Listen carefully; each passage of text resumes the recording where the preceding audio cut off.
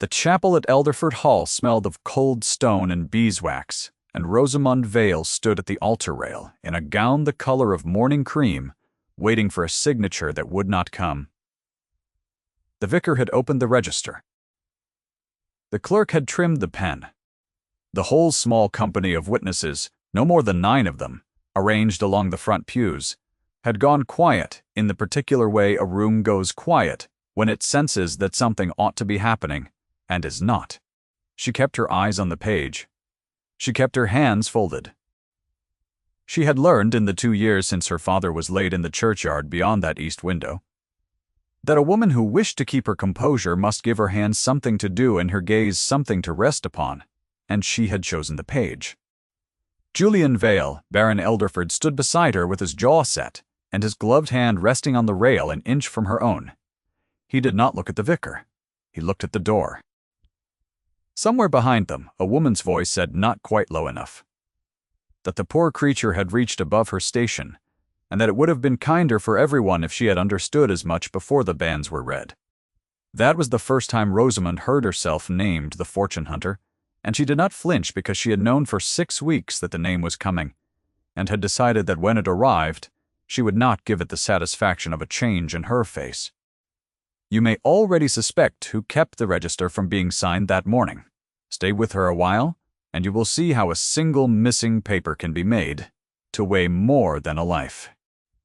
To understand the altar, you must go back to the spring before it, to the 3rd week of Rosamund's residence at Elderford Hall, when she had come not as a bride, but as a companion to the Baron's elderly aunt.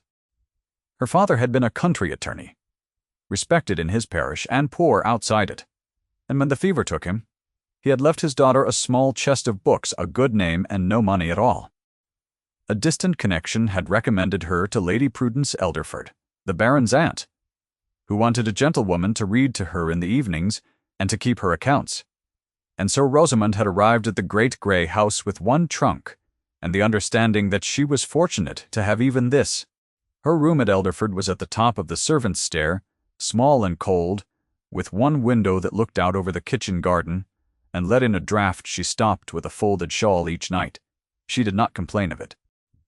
She had a bed and a candle and a shelf for her father's books, and after 2 years of uncertainty, she had learned to measure fortune, not by what a room contained, but by whether one might reasonably expect to keep it. She rose before the maids, went down to warm Lady Prudence's chocolate herself because the old woman liked it, made a particular way, and kept the household books in a hand so neat that Mr. Galden Harrow, the solicitor, had once remarked that he had seen worse from men who were paid 3 times her keep. She had not expected the Baron to notice her. Men of his rank did not notice women who kept the household ledgers. She had prepared herself for invisibility, and had found a strange comfort in it, the way a person who expects rain finds comfort in remembering to bring a cloak. There was a scullery girl at Elderford, a thin child of perhaps 12 named Betsy, whom the upper servants used hard, and paid little. In Rosamund's 2nd week, the housekeeper had accused the girl of breaking a good dish, and meant to dock the cost from her wages, which would have taken the whole of them and more. Rosamund had seen the dish fall. She had seen that it was the footman's careless elbow and not the girl's hand at all, and she knew that to say so would set the housekeeper against her, a companion of 3 weeks' standing correcting the woman who had run the house for 20 years. She said it anyway, quietly, in the housekeeper's own room with the door shut, laying out what she had seen the way her father would have laid out a brief, and she did not raise her voice and she did not yield, and in the end, the wages were not docked. The girl never knew who had spoken for her. Rosamund had not done it to be thanked. She had done it because it was true, and because a woman with nothing left to lose learns that the truth is the one possession no one can take from her, and she guards it accordingly. The Baron had not seen that either. Not then.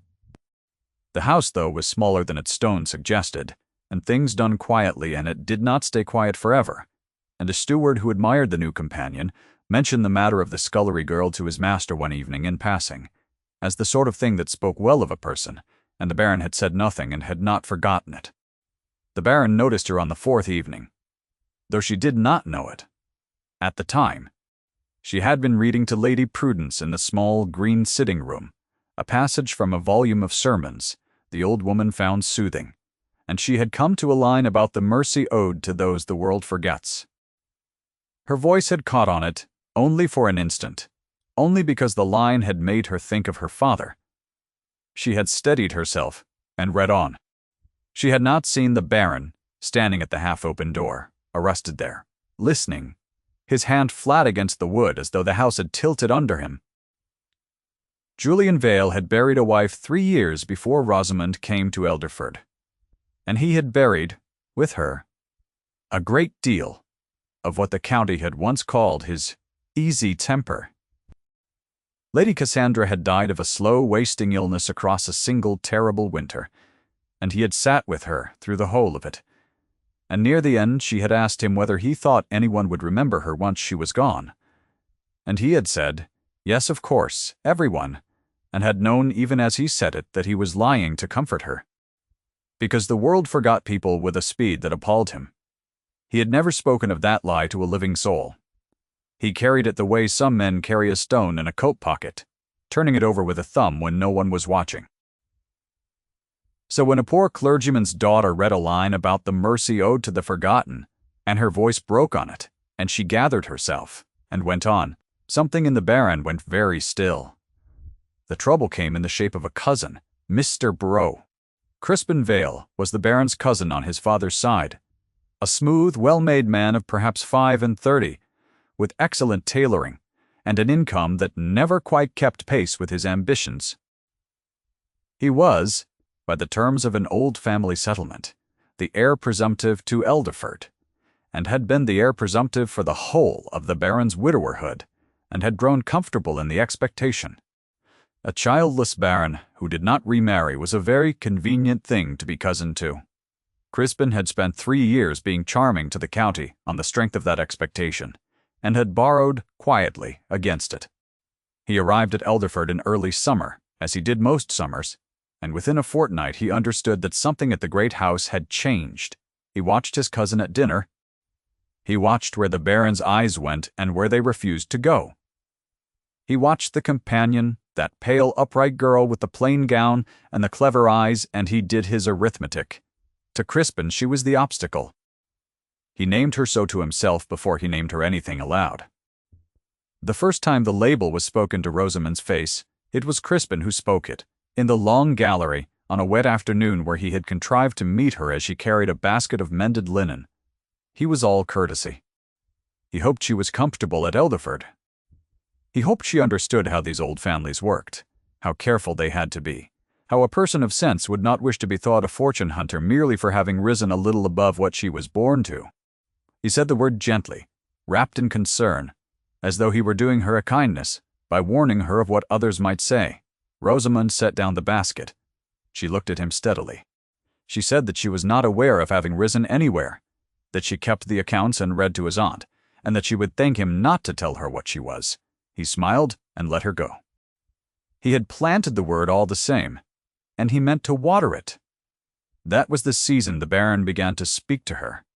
It happened by degrees, the way frost gives way to thaw, so slowly that no single morning could be called the first warm one. He found reasons to be in the library when she came to fetch a book for his aunt. He asked her opinion of a passage, and then, to her astonishment, appeared to consider it. He learned that she had read her father's law books for want of anything else, and that she understood an entail better than most gentlemen. And one evening, when a tenant's dispute had vexed him, he laid the papers before her and asked what she made of them. And she told him, plainly, and she was right. He did not thank her in words. He said, "Come and sit by the fire. You are cold." It was not a request. It had the flat shape of a command, and she obeyed it because there was no graceful way to refuse. And only later, turning it over in her narrow room, did she understand that he had noticed she was cold before she had noticed it herself. Her body knew before her mind would allow it. She became aware, in rooms he entered, of exactly where he stood, the way one is aware of a fire at one's back without turning. Her pulse did things she did not sanction. When his gloved hand passed the salt, and his fingers came within an inch of hers, the inch seemed to hum. She told herself she was a sensible woman who had read too many sermons and not enough of the world, and that a baron did not look twice at a companion except out of ordinary kindness, and that she would be a fool of the first order to imagine otherwise. She told herself this in the plain, honest voice she used for the accounts. Her hands did not believe a word of it. There was an evening in September when the two of them were alone in the library, longer than propriety strictly allowed, Lady Prudence having fallen asleep over her needlework in the next room with the door open between. A branch of candles burned low on the table between them. He had been showing her a map of the estate's western fields, and their heads had bent together over it. And when she moved to trace a boundary line, his hand was already there, and they touched, bare finger to gloved one for the length of a single held breath. Neither of them drew back at once. That was the thing she turned over afterward in the cold of her room until the candle guttered. Neither of them had drawn back at once.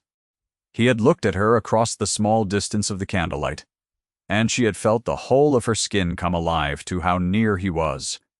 The warmth of him, the faint scent of leather and cold air that clung to him, the steady sound of his breathing gone somehow less steady, and she had understood with a certainty that frightened her that he was not going to move, and that she did not want him to. Then Lady Prudence had stirred in the next room, and the moment had closed like a hand, and he had said good night in the flat. Level voice, and she had gone up the servants' stair with her heart going like a struck bell. She lay awake that night and made herself name the thing plainly, because she had never in her life been able to bear a comfortable lie. She wanted him.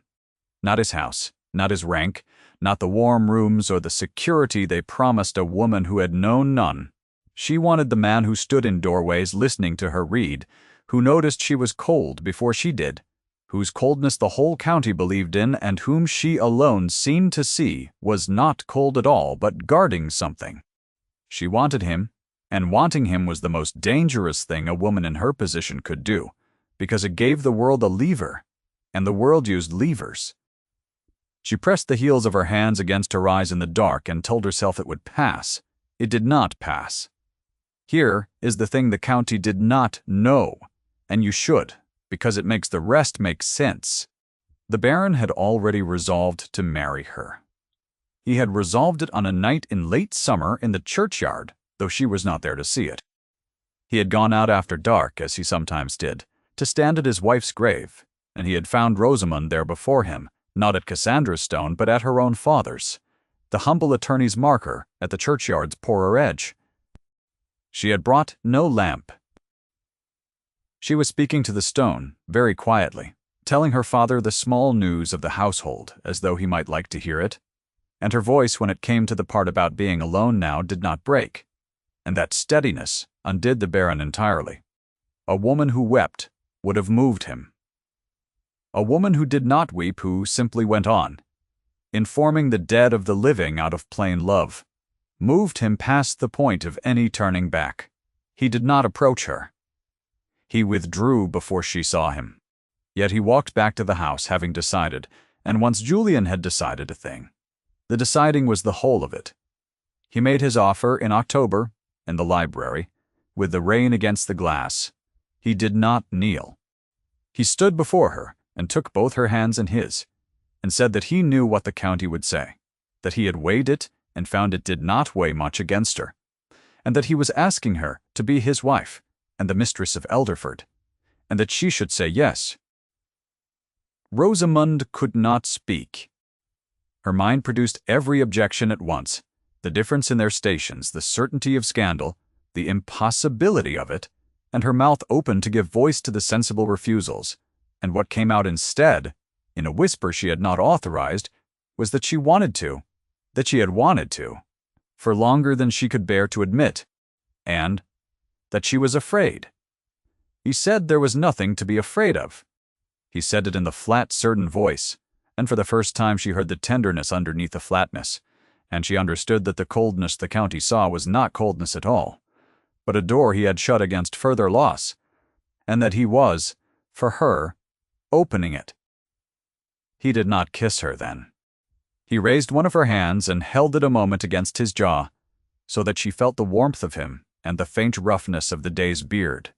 Beneath the glove she had not known she still wore, and neither of them moved, and the not moving was its own kind of vow.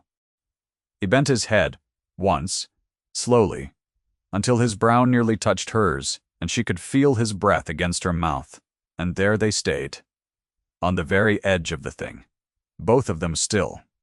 He was the one who paused. She felt him check himself, felt the deliberate discipline of it, and understood that he was giving her the room to draw back if she wished, that he would not take even this until she had chosen it, fully and freely, knowing what could not be unmade once made. She did not draw back. She stood in the warmth of him with her heart going and let the moment hold, and it was chaste, a brow against a brow, a breath shared and not more, and it was the most she had ever given anyone. Then he straightened and set her hand gently down and said good night, and the plainness of the words, after so much unsaid, made her want to laugh and weep at once. Crispin learned of the engagement 3 days later, and it undid all his arithmetic in a single stroke. A married baron might get an heir.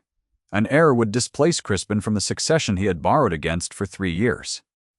His creditors, patient while he was heir presumptive, would not remain patient once he was merely a cousin. He sat in his room at Elderford and did his sums again, and every column came out the same. And the same meant ruin. He did not rage. Men like Crispin do not rage. They calculate. He understood that he could not forbid the marriage, could not slander the girl past the Baron's evident resolve, could not appeal to family feeling in a man who had so plainly made up his mind. A marriage, however, was not made by resolve alone. A marriage was made by a paper. It required a license, a register, a set of lines signed and witnessed and entered, and papers were objects. And objects could be handled by a clever man who knew where they were kept and had the run of the house.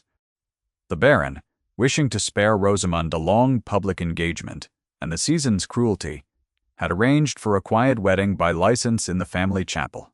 The special license had been obtained.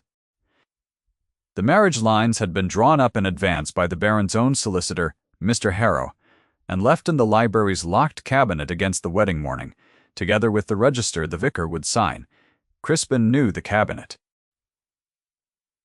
He had watched, over years of summers, where his cousin kept his keys.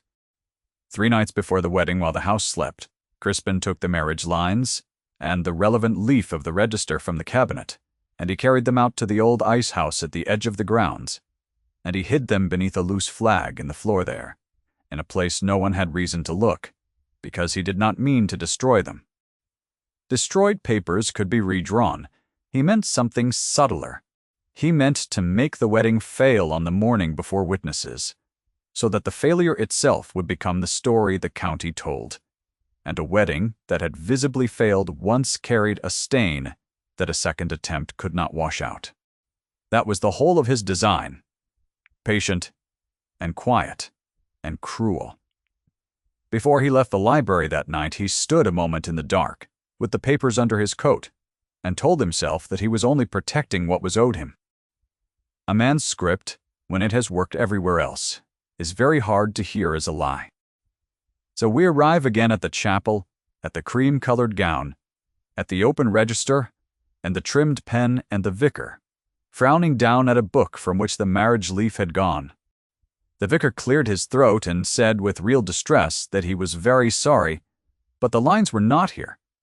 The leaf appeared to have been mislaid, and without the document properly drawn, he could not in conscience proceed. Not this morning. Not until the matter was set right. The little company stirred. And Crispin, seated in the second pew with an expression of grave concern arranged upon his handsome face, said, not loudly, but clearly enough for the room, that it was a great pity, and that perhaps it was as well, for these hasty matches with fortune hunters so often came to grief, and better it should come to grief now than later. That was the second time. A public exchange, in a chapel, before 9 witnesses, and this time the word was meant to land where the whole room could watch it land. Rosamund felt the blood leave her face. She had braced for the county's whisper. She had not braced for this, for the machinery of the thing exposed, the paper simply gone, The wedding halted mid-breath. The word fortune hunter, spoken over her by a man in a good coat, while she stood at the altar in the gown she had sat up 2 nights to alter. Her hand found the rail. Her knees held.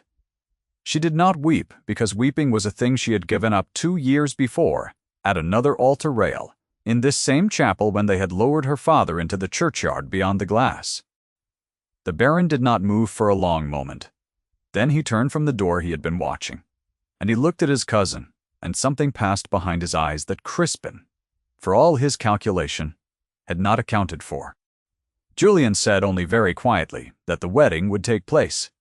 Not this morning, perhaps. It would take place all the same. And he offered Rosamond his arm, and walked her out of the chapel, past the witnesses, past his cousin, into the grey October light. And if his jaw was carved stone, his hand where it covered hers was not cold at all. The days that followed were the hardest Rosamond had known since the fever. The story ran through the county the way Crispin had intended, gathering weight as it rolled. The Baron's companion, the attorney's penniless daughter, had reached for a barony and been stopped at the very altar when the marriage papers proved wanting. And was that not proof, said the drawing-rooms, that the whole business had been irregular from the start? A proper match did not fail. So there was no smoke, said the drawing-rooms, without some fire, and where there was a fortune hunter, there was generally something to hide. Rosamond heard it come back to her at second hand, which is the cruelest way to hear a thing, because you cannot answer it. The tradesmen who had bowed to her in the village now found their eyes busy elsewhere when she passed. A woman she had thought a friend, the vicar's sister, crossed the lane rather than exchange a word with her, and did it clumsily, so that Rosamond saw the crossing for what it was, and felt it as a small, cold cut. She went about her work with her chin level and her hands steady, warming the chocolate, keeping the books, reading of an evening to Lady Prudence. Only at night in the cold room at the top of the stair did she let herself feel the full weight of a whole county, deciding that she was exactly the thing the smooth cousin had named her.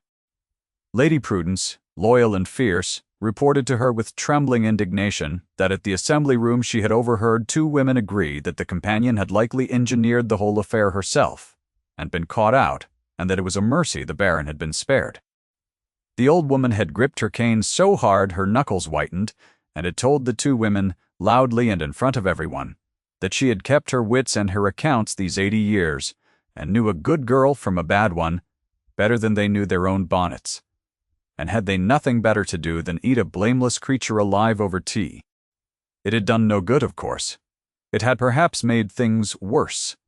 Rosamond, hearing of it, had gone and knelt by the old woman's chair and laid her head a moment against the thin, trembling arm, and Lady Prudence had stroked her hair with a hand spotted by age and said, there now, as one might to a child," and for a moment the cruelty of the county was held off at the door. That was the 3rd time the word was spoken over her, carried back through a 3rd party, and it was the one that came closest to breaking her, because it was no longer one man's malice, but the settled verdict of a whole society, and against a whole society, a single penniless woman had, it seemed, no defense at all. She went to the Baron and offered to release him. She said it plainly in the honest voice, standing very straight in his study with her hands folded and her chin level. She said that she would not have his name dragged through the county's mud on her account, that he had a house and a rank and tenants who depended on him, and that she could go quietly back to some other post in some other county, and let the story die for want of feeding. She said all of it without her voice shaking, and it was the bravest and the worst thing she had ever made herself say. The Baron listened to the whole of it. Then he crossed the room to her, and took her face between his 2 hands. Ungloved, now his palms warm against her cold cheeks, and he said her given name, Rosamond, aloud. The first time he had ever used it, and the sound of it in his low voice went through her like the first warmth after a long chill. He said that he had lost one woman to a winter he could not fight, and had promised over her grave a lie. He had regretted every day since that she would be remembered. He said he had spent 3 years learning that he could not undo that.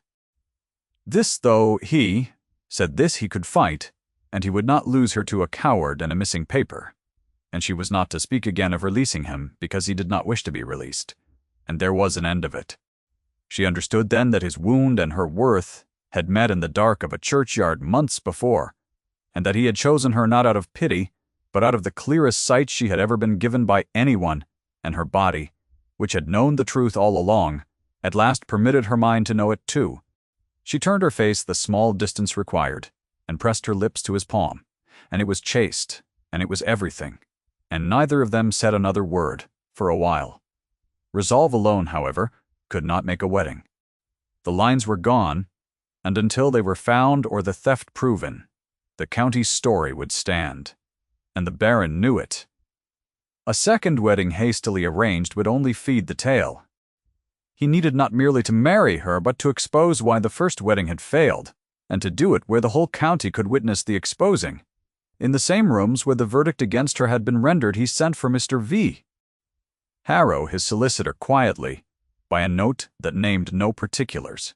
It was not the Baron who found the thread. In the end it was Rosamond, because she kept the accounts.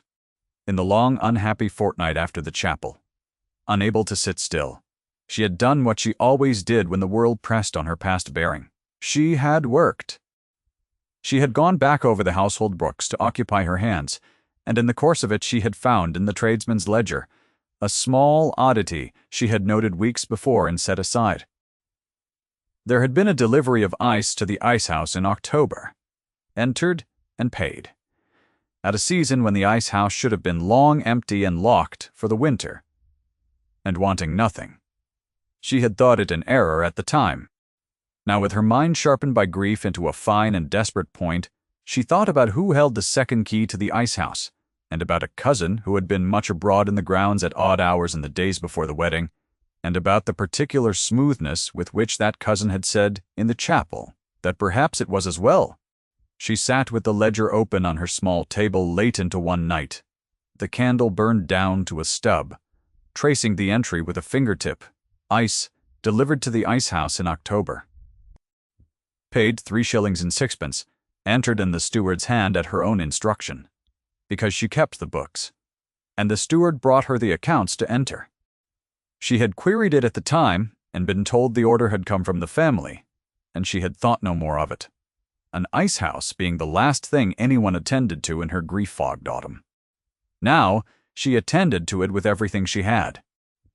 Who ordered ice for an empty ice house 3 days before a wedding, in a season when no ice was wanted, unless the ice house had suddenly acquired a use that required it be plausibly a place someone might go?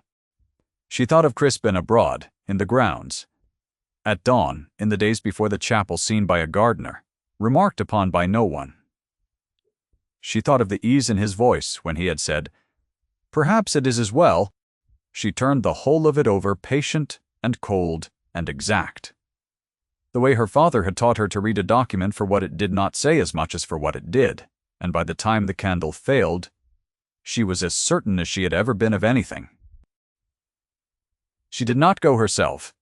She had learned enough of the world to know that a penniless woman who produced the missing papers from a hiding place might as easily be accused of having hidden them. So she took the ledger to the Baron in the morning, and she showed him the entry, and she told him what she thought, in order, without a wasted word, the way her father had taught her to lay out a case. She did not embellish. She did not accuse.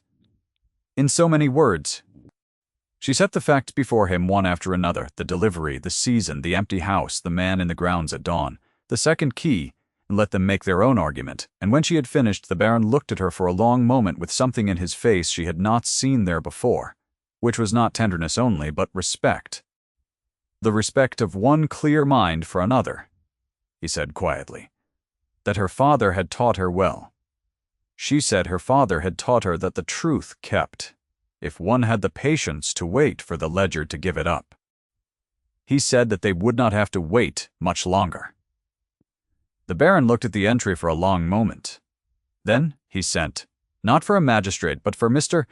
Harrow, and for the vicar, and for 2 of the older tenants whose word the county trusted, so that whatever was found would be found before witnesses no one could call partial. He did not force the ice house door himself. He had Harrow send for the man who held the record of the second key, and it was established before the witnesses that the key had last been signed out in Crispin Vale's own hand. They found the marriage lines in the register leaf beneath the loose flag in the icehouse floor, wrapped in oilcloth against the damp, exactly where a clever man had put them, believing no one had reason to look. Crispin had guarded the theft with silence, and with the smoothness of his manner, and with the county's own willingness to believe the worst of a poor woman. He had not guarded it against a woman who kept the books. The Baron did not confront his cousin in the icehouse, nor in the grounds, nor anywhere private. He chose the assembly rooms. The county gathered for the November assembly as it always did, and the drawing rooms carried their verdict with them, comfortable and settled, expecting the evening's chief entertainment to be the sight of a barony that had narrowly escaped a fortune hunter. Crispin was there, well-tailored and easy, accepting the county's sympathy with the modest air of a man who had been proved right. Rosamond was there too, on the Baron's arm, in the cream gown, her chin level, because he had asked her to come, and she had understood why, and she had never in her life been more afraid or more resolved. The rooms were bright with candles, the orchestra tuning at the far end, the long mirrors doubling the crowd. Into that brightness the Baron walked, with Rosamond beside him, and Mr. Delaxade. Harrow, a pace behind carrying a flat-wrapped parcel, and the room, sensing something, began by degrees to hush. The Baron did not raise his voice. He never needed to. He said that a paper had gone missing from his house before his wedding, and had been found again, and that he wished the county to hear from Mr. Waugh. Harrow, its own respected man of law, where it had been found and in whose keeping the only other key had lain. And Harrow, plainly and without ornament, told the room the whole of it, the entry in the ledger, the icehouse, the second key signed out in one hand, the papers beneath the flag. The room turned. Not all at once, but as a tide turns the settled verdict, breaking up as the crowd understood, face by face, that the story they had carried so comfortably had been carried into the room by the very man now standing so still against the mirrors. The sympathy that had gathered around Crispin drained from him in the space of a minute, and left him alone in the middle of it, his easy manner cracking at last into something that was not easy at all. The Baron crossed the floor to Rosamond. He took her hand before the whole assembly, and into the silence in his low, level voice, he said the only words the moment required. "She is my wife in every way that matters. The rest is only ink."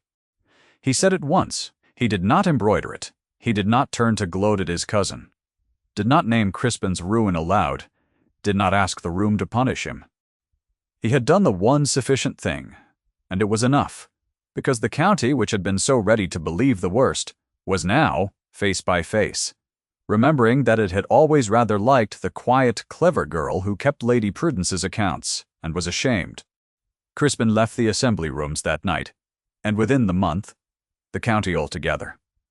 His creditors, no longer soothed by any expectation, saw to that he was not destroyed by the Baron's hand. He was displaced exactly and only by the truth he had tried to bury. And there was a kind of justice in it more complete than any the Baron could have dealt. They were married in the family chapel 3 weeks later, on a morning when the first snow of the winter came down soft and slow past the east window, past the churchyard where an attorney lay at the poor edge, and a first wife lay under a finer stone, and this time the register was whole, and the lines were signed, and the pen did not want for anything. The same 9 witnesses came, and more besides, the county arriving in numbers, now that the wind had changed, but Rosamond did not look at them.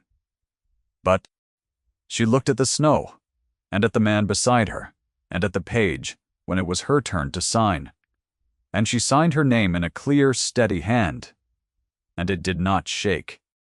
That evening in the green sitting-room where he had first heard her voice catch on a line about the forgotten, the new mistress of Elderford sat by the fire with the volume of sermons still on the small table where it had always been, and her husband came and sat beside her, and Lady Prudence dozed contentedly in her chair.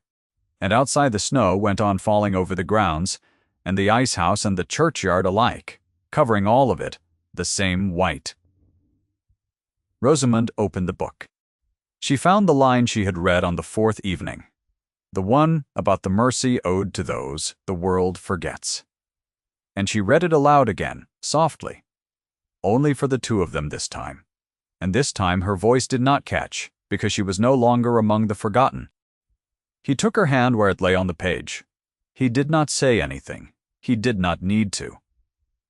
The snow kept falling, and the fire held, and the house that had been so cold for so many winters was, that night, warm all the way through. If Rosamond's story stayed with you, stay a moment longer, and tell me which part you carry away, and I will thank you, quietly, for having stayed until the end.